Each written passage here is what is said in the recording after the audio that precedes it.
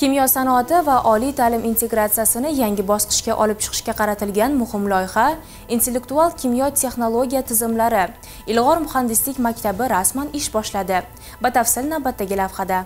O'zbekistonda kimyo sanoatini modernizatsiya qilish va raqobatbardosh kadrlar tayyorlash masalasi endilikda yangi yondashuv asosida hal etilmoqda. Chirchiq shahrida ish boshlagan intellektual kimyo texnologiya tizimlari nomli Ilg'or muhandislik maktabi ana shu strategik maqsadlarning amaliy ifodasidir.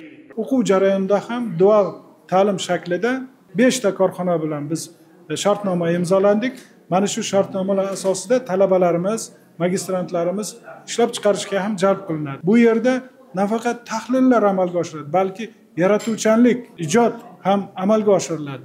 Shu bilan birga biz yarim sanoat ishlab chiqarishni ham yo'lga qo'ydik. Qolaversa, bizda sanoat biotexnologiyasi ham juda faol rivojlanmoqda. Oziq-ovqat xavfsizligini ta'minlash muammosi.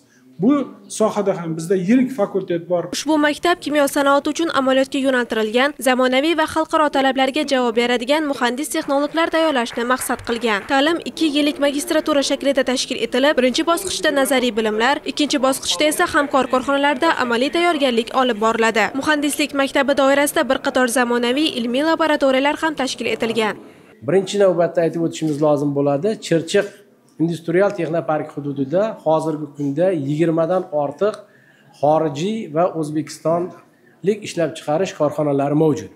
Mana shu ishlab chiqarish korxonalaridagi real muammolarni, ya'ni tarmoq, oliygoh va korxona miqyosida ko'rib chiqish, aniq yechimlar asosida kreativ fikrlab yechish tartibi belgilangan. Yana bir narsani alohida ta'kidlab o'tish kerakki, mana shu maktab doirasida hozirgi kunda bir necha ilmiy laboratoriyalar tashkil etish rejalashtirilgan va ayrimlari ishga tushirilgan. Ilg'or muhandislik maktabining ishga tushirilishi O'zbekiston kimyo sanoatini modernizatsiya qilish, ilmiy salohiyatni oshirish va sanoat uchun yuqori malakali kadrlar tayyorlash yo'lidagi muhim qadam sifatida baholanmoqda.